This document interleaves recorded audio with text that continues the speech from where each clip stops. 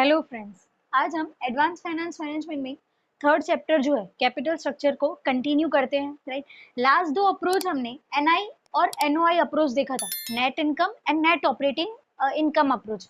ये दो अप्रोच देखे थे और कैपिटल स्ट्रक्चर का सिंपल मीनिंग क्या होता है ये देखा था एक एग्जाम्पल के साथ कि कैपिटल स्ट्रक्चर जो है वो फ्लेक्सिबल होना चाहिए। कोई भी कंपनी के लिए उसका कैपिटल स्ट्रक्चर जो है वो फ्लेक्सिबल होना चाहिए। ये एग्जाम्पल से समझा था कि कैपिटल स्ट्रक्चर मतलब क्या होता है।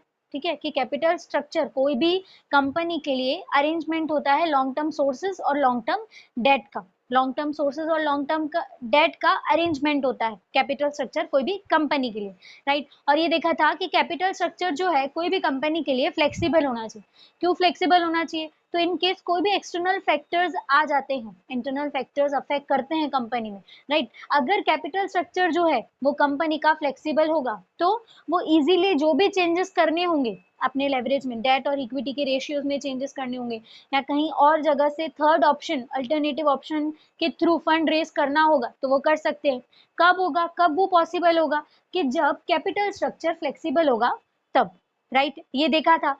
एनआई अप्रोच में क्या देखा था हमने कि एनआई अप्रोच ऐसा बोलता है जब भी फाइनेंस लेवरेज में, ठीक है, फाइनेंशियल लेवरेज मतलब डेट और इक्विटी का रेशियो, डेट और इक्विटी का रेशियो, उसमें कोई भी चेंजेस आते हैं, डेट और इक्विटी के रेशियो में कोई भी इनकेस कोई चेंजेस आ जाते हैं तो उसकी वजह से टोटल वैल्यू ऑफ फर्म और ओवरऑल कॉस्ट ऑफ कैपिटल में भी चेंजेस आते हैं। ये किसके अकॉर्डिंग था? एनआई अप्रोच के अकॉर्डिंग। एनआई अप्रोच के अकॉर्डिंग था। उसमें हमने फिर प्रैक्टिकल सम्स भी कवर किए थे। प्रैक्टिकल सम्स हमने प्रैक्टिकली देखा था कि ये कैसे पॉसिबल हो सकता है। तो हमने सम्स के थ्रू देखा था कि एक्चुअल सम सॉल्व किया था, फिर कंडीशन के अकॉर्डिंगली सम सॉल्व किया था कि जब डेट इन केस बढ़ जाती है तो टोटल वैल्यू ऑफ फर्म में क्या फर्क आता है। राइट, और जब डेट डिक्रीज हो जाती है तब टोटल वैल्यू ऑफ फर्म, ठीक है, फर्म की टोटल वैल्यू और ओवरऑल कॉस्ट ऑफ कैपिटल में क्या चेंजेस आते हैं। ये देखा था हमने एनआई अप्रोच में। ठीक है, कि जब भी फाइनेंस लेवरेज जो है, राइट, लेवरेज जो है जब भी इक्विटी और डेट के रेशियो में चेंजेस आएंगे तो क्या होगा, उसके साथ साथ करस्पॉन्डिंगली जो टोटल वैल्यू जो है फर्म की वो भी और ओवरऑल कॉस्ट ऑफ कैपिटल है उसमें भी चेंजेस आते हैं। ये हमने देखा था एनआई अप्रोच में, नेट इनकम अप्रोच फर्स्ट जो देखा था। सेकेंड अप्रोच हमने देखा NOI approach, net operating income approach. ठीक है, अब इसमें क्या समझा था? नेट ऑपरेटिंग इनकम अप्रोच में ये देखा था कि फाइनेंस लेवरेज में कुछ भी हो जाए, कोई भी चेंजेस आ जाए, लेकिन फाइनेंस लेवरेज जो है मतलब डेट और इक्विटी का रेशियो जो है उसमें कोई भी चेंजेस आ जाए लेकिन टोटल वैल्यू ऑफ फर्म की टोटल वैल्यू में और ओवरऑल कॉस्ट ऑफ कैपिटल में कोई चेंजेस नहीं आते। राइट, ये पूरा अपोजिट था। एनआई अप्रोच और एनओआई अप्रोच ये दोनों पूरे अपोजिट है। एनआई अप्रोच ऐसा बोलता है कि फाइनेंस लेवरेज जो है उसमें अगर चेंज आएगा, ठीक है, उसमें अगर चेंज आएगा तो क्या होगा, टोटल वैल्यू ऑफ फर्म में भी चेंज आएगा और ओवरऑल कॉस्ट ऑफ कैपिटल में भी चेंज आएगा। लेकिन एनओआई इसका पूरा उल्टा बोलता है, पूरा अपोजिट बोलता है कि कुछ भी हो जाए, लेवरेज में कितना भी चेंज आ जाए लेकिन टोटल वैल्यू ऑफ फर्म में कोई चेंजेस नहीं आते और ओवरऑल कॉस्ट ऑफ कैपिटल में भी कोई चेंजेस नहीं आते। ये हमने देखा था एनओआई अप्रोच में। इसमें ऐसा भी देखा था कि एनओआई अप्रोच में ऐसा देखा था कि जब भी डेट को इंक्रीज किया जाए या डिक्रीज किया जाए एक ही चीज में चेंजेस आता है, वो क्या होता है, इक्विटी कैपिटलाइजेशन रेट।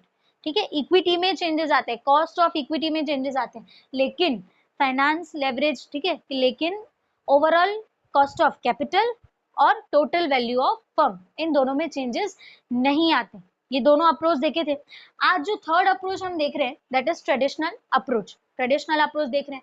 अब ट्रेडिशनल अप्रोच क्या है, स्टार्ट करें कि the traditional approach is a midway between the NI and NOI approach. कि एनआई और एनओआई, ठीक है, NI means net income approach और NOI net operating income approach, इन दोनों के बीच में एक अप्रोच आया है which is called traditional approach. अब इन दोनों के बीच में अप्रोच आया है, राइट, इन दोनों के बीच में जो अप्रोच है वो ट्रेडिशनल अप्रोच है। अब ये अप्रोच क्या बोलते हैं, अब it is also known as intermediate approach. Traditional approach को इंटरमीडिएट अप्रोच भी कहा गया है, right, it is also known as intermediate approach, ये याद रखना। अब एज पर ट्रेडिशनल अप्रोच, ठीक है, कि यहाँ बोला गया है कि एनआई और एनओआई अप्रोच के बीच में कोई एक अप्रोच है ट्रेडिशनल अप्रोच, तो वो ट्रेडिशनल अप्रोच में क्या बोला गया है, so it is consider that debt must be used in capital structure यहाँ पर ये अप्रोच के अकॉर्डिंग ऐसा बोला गया है कि डेप्ट को यूज करना चाहिए, ठीक है। एक टाइम के बाद फर्म को अगर फंड रेस करना है, कोई भी कंपनी को अगर फंड रेस करना है, तो उनको मस्ट बी, यहाँ लिखा है must be used capital structure, ठीक है, डेट को कैपिटल स्ट्रक्चर में इंट्रोड्यूस करना चाहिए, यूज करना चाहिए, but after certain level of stability of the firm.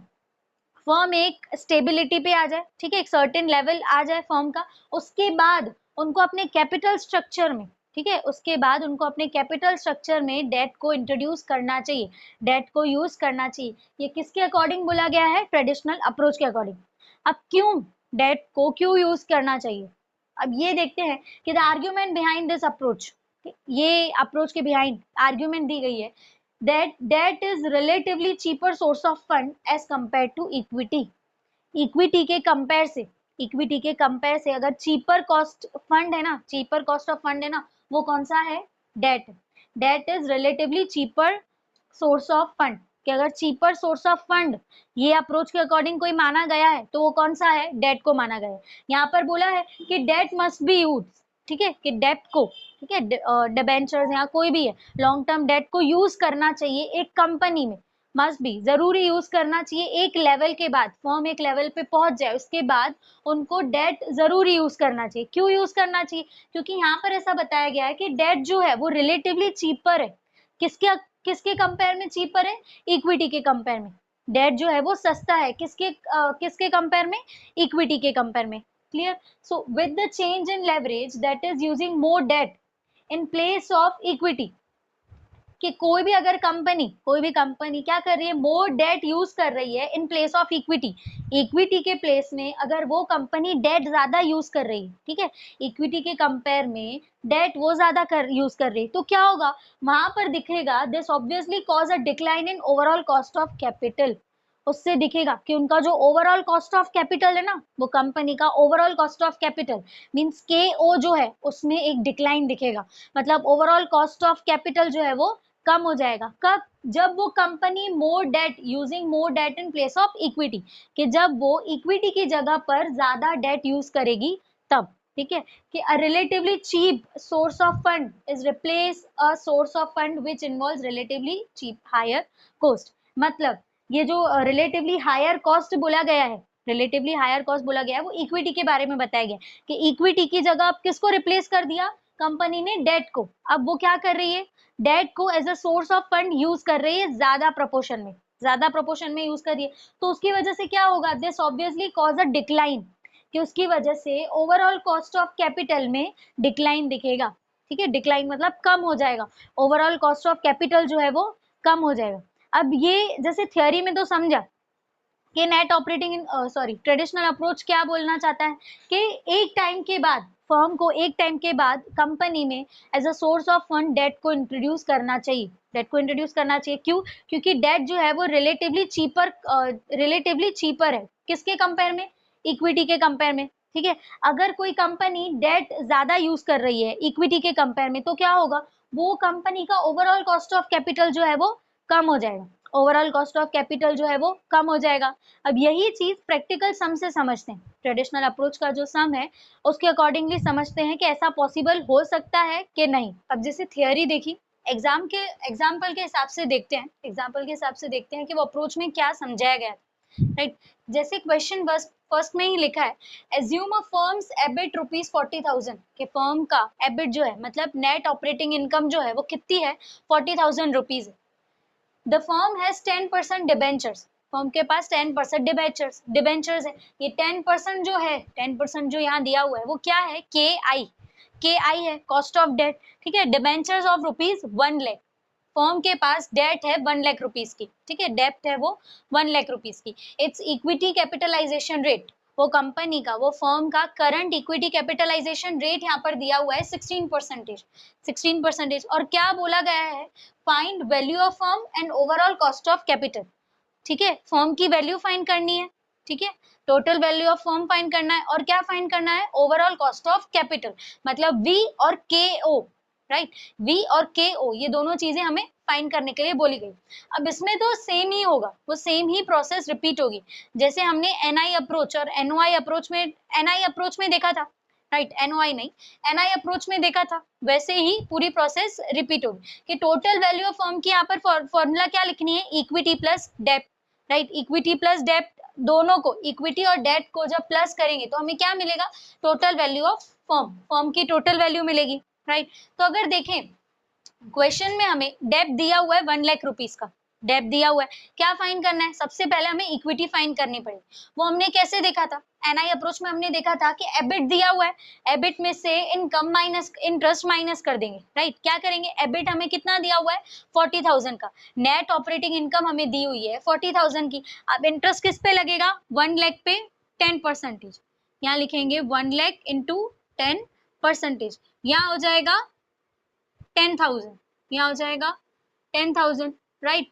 और ये जो 30,000 मिलेगा जब नेट ऑपरेटिंग इनकम में से इंटरेस्ट माइनस कर देंगे, जब भी नेट ऑपरेटिंग इनकम, एबिट मतलब नेट ऑपरेटिंग इनकम, तो जब भी नेट ऑपरेटिंग इनकम में से इंटरेस्ट माइनस कर देंगे तो जो हमें मिलेगा 30,000, ये 30,000 मिला, ये क्या होगा, नेट इनकम होगा, ये क्या होगा, नेट इनकम, नेट इनकम मिल गया। अब नेट इनकम के बेसिस के ऊपर हमें क्या मिलेगा, इक्विटी मिल जाएगी। यहाँ आप सेकेंड स्टेप जो होगा वो ऐसा लिखेंगे, वैल्यू ऑफ इक्विटी, इक्विटी की वैल्यू कैसे मिलेगी, value of equity is equal to EBT divide by NI, sorry EBT divide by KE, ये KE जो है इक्विटी कैपिटलाइजेशन रेट जो दिया हुआ है, इक्विटी कैपिटलाइजेशन रेट। अब ये फॉर्मूला जो है, ये फॉर्मूला जो है ये कोई नई नहीं है, कोई न्यू फॉर्मूला नहीं है, राइट। ये इक्विटी कैपिटलाइजेशन रेट वाली जो फॉर्मूला थी, equity capitalisation rate is equal to क्या लिखते थे, NI divide by KE, NI divide by KE लिखते थे। अब क्या कर दिया, डायरेक्ट ही वैल्यू ऑफ इक्विटी इस तरफ लेके गए और KE को यहाँ लेके आए। अब ये जो EBT है ना, इसकी जगह पर अगर NI भी लिखेंगे तो भी सही रहेगा, राइट। यहाँ पर जो है EBT की जगह अब क्या आएगा 30,000, और KE जो दिया हुआ है, KE जो दिया हुआ है ये क्वेश्चन में ऑलरेडी मेंशन किया है 16%, KE ऑलरेडी मेंशन किया हुआ है 16%। तो अब EBT पे मतलब यहाँ पर NI लिख देती हूँ मैं, नेट इनकम, ये नेट इनकम पे हम कितना लिखेंगे 30,000, 30,000, राइट। और यहाँ आ जाएगा 16%, तो इंटू 100। अब जब इसे सॉल्व करेंगे तो हमारा आंसर आएगा 1,87,500, 1,87,500। अब ये हमें क्या मिला, वैल्यू ऑफ इक्विटी, इक्विटी की वैल्यू मिल गई। अब क्या फाइंड करेंगे, total value of firm, firm की टोटल वैल्यू फाइंड करेंगे। फर्म की अगर टोटल वैल्यू फाइंड करनी हो तो उसकी फॉर्मूला वो तो सेम ही रहेगी। ये वाली जो फॉर्मूला है ना वैल्यू ऑफ इक्विटी, ये वाली फॉर्मूला भी सेम ही है, राइट। ये सिर्फ KE मैंने इधर लिखा, अगर KE इधर लिख देते मतलब इक्विटी कैपिटलाइजेशन रेट, और यहाँ पर लिख देते हम वैल्यू ऑफ इक्विटी, तो भी बात तो सही है, सिंपल सेम ही हुई। तो हमारा वैल्यू ऑफ इक्विटी, इक्विटी की वैल्यू हमें मिल गई 1,87,500। अब क्या फाइंड करना है, जो क्वेश्चन में दिया हुआ था, value of firm, find total value of firm. अब वैल्यू ऑफ फर्म कैसे मिलेगी, यहाँ लिखिए अगर टोटल वैल्यू ऑफ फर्म, इसमें क्या करना है, डेट और इक्विटी को प्लस करेंगे, ठीक है, कि equity plus debt, equity plus debt, कि जहां पर हमने इक्विटी फाइंड की, इक्विटी हमें मिला 1,87,500, यहाँ लिखेंगे 1,87,500। और डेट, डेट ऑलरेडी क्वेश्चन में दिया हुआ था कि कंपनी के डिबेंचर्स जो है कितने हैं 1,00,000 रुपीज, तो अब डेट पे हम क्या लिखेंगे 1,00,000 रुपीज लिखेंगे, यहाँ हमने लिखा 1,00,000, आंसर क्या आएगा 2,87,500। ये क्या आया, ये क्या आया, हमें फर्म की टोटल वैल्यू मिल गई। जो फर्स्ट हमें बोला गया था फाइंड करने के लिए कि फाइंड वैल्यू ऑफ फर्म, वो मिल गया। अब सेकंड क्या फाइंड करना है, overall cost of capital, overall cost of capital को हम क्या बोल सकते हैं, KO, KO। अब इसकी फॉर्मूला जो है वो भी सेम ही रहेगी, जैसे NI अप्रोच सॉल्व किया था, नेट इनकम अप्रोच, वैसे ही करना है कि इधर क्या रहेगा, EBIT divide by V into 100, ये भी सेम ही रहेगा। एबिट हमें दिया हुआ है, ठीक है। नेट ऑपरेटिंग इनकम जो है, नेट ऑपरेटिंग इनकम वो कितनी दी हुई है 40,000। V जो है, राइट, V मतलब टोटल वैल्यू ऑफ फर्म, ये कितना दिया हुआ है 2,87,500, ये हमने फाइंड किया और इंटू 100 करेंगे। तो जब के ओ को फाइंड करें, या एबिट की जगह लिखेंगे 40,000, ये हमारी नेट ऑपरेटिंग इनकम है, और यहाँ वी पे आ जाएगा total value of firm, right, into 100, ठीक है। 40,000 डिवाइड बाय 2 लाख 2,87,500 इंटू 100। अब जब इसे सॉल्व करेंगे तो आंसर आएगा 13.91%, ठीक है, 13.91%। अब देखें क्या बोला था फाइंड करने के लिए, फॉर्म की total value, find value of form and overall cost of capital, दोनों चीजें मिल गई। क्या मिला कि फॉर्म की टोटल वैल्यू भी मिल गई 2,87,500, और के ओ ओवरऑल कॉस्ट ऑफ कैपिटल भी मिल गया 13.91%, ठीक है। क्वेश्चन में दो चीजें बोली गई थी कि जैसे इक्विटी तो हमने फाइंड किया ना, क्वेश्चन में इक्विटी कैपिटलाइजेशन रेट दिया हुआ था, जैसे एनआई अप्रोच सॉल्व किया था वैसे सेम ही सॉल्व किया है, क्लियर हुआ, जैसे एक्चुअल सम सॉल्व किया, ठीक है। टोटल वैल्यू ऑफ फर्म जो बोला था फाइंड करने के लिए वो भी फाइंड किया, और ओवरऑल कॉस्ट ऑफ कैपिटल के ओ बोला गया था वो भी फाइंड किया। अब क्वेश्चन और ऐड होता है और उसमें कंडीशन दी हुई, कंडीशन आ जाए कि if company wants to increase its debt by ₹50,000, कि कंपनी ने अपनी डेट 50,000 रुपीज से बढ़ा दी, 50,000 रुपीज से बढ़ा दी, due to increase in debt के I will be 11% and KE will be 17%, then find V and KO। अगर ऐसा क्वेश्चन में आ जाए, देखो नेट इनकम अप्रोच का, जैसे ये हमने सॉल्व किया, ये हमने सॉल्व किया, तो नेट इनकम अप्रोच के अकॉर्डिंग ही सॉल्व किया, नेट इनकम अप्रोच के, ठीक है, कि वैल्यू ऑफ इक्विटी मिल गई जब एबिट और KE को डिवाइड किया, ठीक है, कि एनआई को नेट इनकम को डिवाइड किया KE से, इक्विटी कैपिटलाइजेशन से, तो हमें इक्विटी की वैल्यू मिल गई। फिर इक्विटी और डेट को प्लस किया, इक्विटी और डेट को प्लस किया तो हमें टोटल वैल्यू ऑफ फर्म मिला। फिर वी आ गया, फर्म की वैल्यू आ गई, तो हमें ओवरऑल कॉस्ट ऑफ कैपिटल भी मिल गया। ये जैसे हमने नेट इनकम अप्रोच में सॉल्व किया था वैसा ही था, लेकिन या एक चीज याद हो, अगर एक चीज याद हो कि कंडीशन जो थी नेट इनकम अप्रोच में जो कंडीशन थी वो कैसी थी कि if debt increase by ₹1 lakh या तो डेट डिक्रीज बाय ₹2 लाख, ठीक है, जो भी हो, सिर्फ क्या था कि डेट में ही इंक्रीज डिक्रीज की कंडीशन दी हुई थी, डेट में ही इंक्रीज डिक्रीज की कंडीशन दी हुई थी, ये नेट इनकम अप्रोच में था। कि बाकी सारी चीजों में जैसे के आई है, के आई 10% है, या इक्विटी कैपिटलाइजेशन रेट है के ई में, ये सारी चीजों में ना कोई चेंजेस नहीं थे, ये सारी चीजों में कोई चेंजेस नहीं थे। लेकिन ट्रेडिशनल अप्रोच में क्या है कि due to increase in debt, कि जब डेट को बढ़ा दिया, जब डेट को बढ़ा दिया तो क्या हुआ, के आई मतलब कॉस्ट ऑफ डेट भी क्या हो गया, इंक्रीज हो गया। कॉस्ट ऑफ डेट, के आई मतलब कॉस्ट ऑफ डेट, वो कितना हो गया 11%, पहले कितना था 10% था, पहले कितना था 10%, अब कितना हो गया 11%। इक्विटी कैपिटलाइजेशन रेट पहले 16% था, अब वो भी 1% से बढ़ गया, अब कितना हो गया 17% हो गया, क्लियर। तो फाइन क्या करना है, फाइंड V and KO मतलब total value of firm and KO मतलब ओवरऑल कॉस्ट ऑफ कैपिटल। इसमें भी दो सेम चीजें हमें फाइंड करनी है, जैसे ये वाले क्वेश्चन में किया था, राइट। अब जैसे एक्चुअल सम सॉल्व किया वैसे ये वाला भी सम सॉल्व करें, राइट। डिफरेंस क्या आएगा, सिर्फ डेट में डिफरेंस आएगा, पहले तो डेट में ही डिफरेंस आएगा, और KI भी चेंज हो जाएगा और KE भी चेंज हो जाएगा, राइट।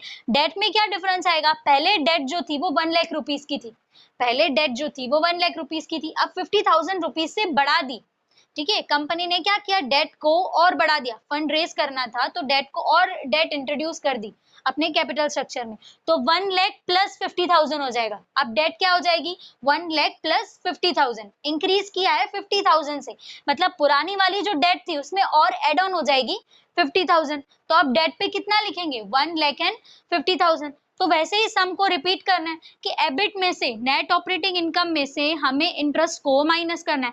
अब इंटरेस्ट किस पे लगेगा 1,50,000 पे, यहाँ लिखा 1,50,000 इनटू, ठीक है, कितने पे, अब जैसे लास्ट में एक्चुअल सम में तो हमने 10% रखा था, ठीक है, डिबेंचर्स जो 1 लाख थे उसको 10% पे काउंट किया था, इंटरेस्ट जो है वो 10% पे काउंट किया था, लेकिन अभी इंटरेस्ट किस पे काउंट होगा 11% पे, कंडीशन के हिसाब से सॉल्व कर रहे हैं, राइट। तो अब कंडीशन में के आई जो है, कॉस्ट ऑफ डेट जो है वो कितना दिया हुआ है 11%, मतलब 1,50,000 को 11% से मल्टीप्लाई करेंगे तो आंसर आएगा 1,16,500, 16,500। जब एबिट को इंटरेस्ट में से माइनस कर देंगे, मतलब नेट ऑपरेटिंग इनकम को इंटरेस्ट, उसमें से इंटरेस्ट माइनस कर देंगे तो हमें क्या मिलेगा, नेट इनकम मिलेगा।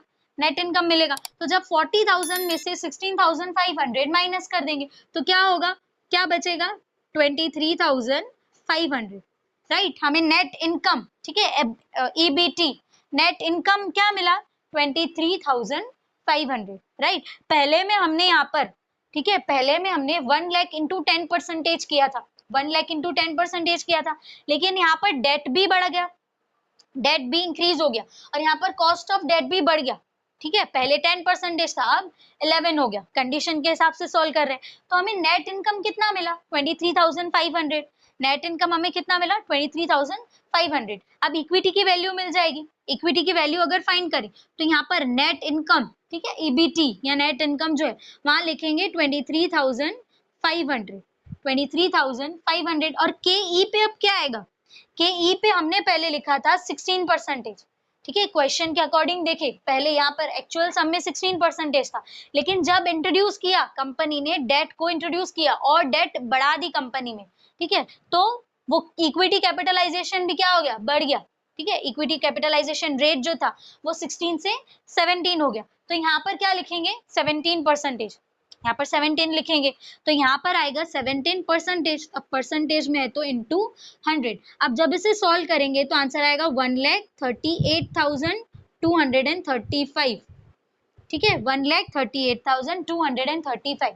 ये क्या मिला, इक्विटी की वैल्यू, ठीक है, इक्विटी की वैल्यू मिल गई, वैल्यू ऑफ इक्विटी जो बोला गया था फाइंड करने के लिए, ये बोला नहीं था, लेकिन अगर वैल्यू ऑफ फर्म फाइंड करनी है जिसके लिए हमें इक्विटी चाहिए तो हमें इक्विटी मिल गई, ठीक है। टोटल वैल्यू ऑफ फर्म यहाँ पर बोला था फाइंड वी एंड को, वी एंड के ओ, वी एंड के ओ। तो जहां पर वी जो है total value of firm, total value of firm अब फाइंड करना है कि इक्विटी प्लस डेट, डेट तो हमारे पास था, इक्विटी मिल गया 1,38,235।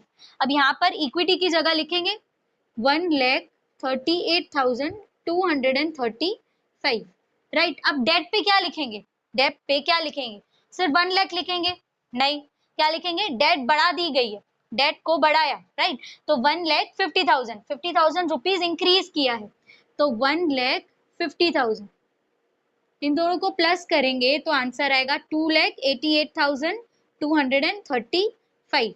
ये क्या हुआ, ये क्या मिला हमें, टोटल वैल्यू ऑफ फर्म, जो बोला था वी को फाइंड करना है, फाइंड वी, फर्म की टोटल वैल्यू मिल गई 2,88,235, ये मिल गया। अब क्या मिलेगा, के ओ, के ओ मिल जाएगा, overall cost of capital, right. अब एबिट जो है, नेट ऑपरेटिंग इनकम जो है वो थोड़ी ना चेंज हुआ है, सी यहाँ पर चेंजेस हुए, तीन चीजें चेंज हुई कि जहां पर डेट में इंक्रीज हो गया, डेट को बढ़ाया 50,000 से 1,50,000 हो गया डेट। पहले जो है के आई जो था वो 10% था, लेकिन कंडीशन आ गई अभी कि अब वो के आई क्या हो जाएगा, 11%। पहले के ई जो था वो 16% था, अभी के ई कितना हो जाएगा, 17%। एक ही चीज में चेंज नहीं हुआ, वो कंपनी की नेट ऑपरेटिंग इनकम, एबिट में कोई चेंजेस नहीं हुए। तो यहाँ पर कितना आएगा, 40,000 ही आएगा, ठीक है। एबिट पे क्या लिखेंगे, 40,000 लिखेंगे, यहाँ पर आ जाएगा 40,000। और वी पे, ये V total value of firm कितना मिला, 2,88,235 इंटू 100 करेंगे तो आंसर आएगा 13.88%, ठीक है, 13.88 है तो 88%। अब देखो डेट को जब बढ़ाया, थियरी में यही समझा था, थियरी में यही समझा था कि डेट जो है ना वो रिलेटिवली चीपर है, रिलेटिवली चीपर है, किसके कंपेयर में, इक्विटी के कंपेयर में डेट जो है वो रिलेटिवली चीपर है, राइट। तो जब डेट 1 लाख रुपीस था, जब डेट सिर्फ 1 लाख रुपीस था, तब हमारा के ओ आया था 13.91%, 13.91%। लेकिन फिर क्या किया हमने, डेट को बढ़ा दिया, जैसे वहां लिखा था कि डेट को बढ़ा दिया कि कोई भी, अगर कोई भी कंपनी डेट ज्यादा यूज करती है इक्विटी के कंपेयर में, डेट अगर ज्यादा यूज करती है इक्विटी के कंपेयर में, तो क्या होगा, उसका ओवरऑल कॉस्ट ऑफ कैपिटल में एक डिक्लाइन, ठीक है, कि डिक्रीज हो जाएगा उसका ओवरऑल कॉस्ट ऑफ कैपिटल। दिख ही रहा है कि जब डेट को बढ़ा दिया, ठीक है, पहले 1 लाख था, अब कितना कर दिया, 1,50,000, तो वो कंपनी का के ओ जो है, ओवरऑल कॉस्ट ऑफ कैपिटल जो है वो क्या हो गया, कम हो गया। पहले कितना था 13.91%, अभी कितना हो गया 13.88%, राइट। तो जैसे जैसे आज ट्रेडिशनल अप्रोच देखा, अब आगे की वीडियोस में हम नेक्स्ट टॉपिक्स, नेक्स्ट अप्रोचेस और थियरीज जो है वो नेक्स्ट की वीडियोस में देखेंगे। Thank you.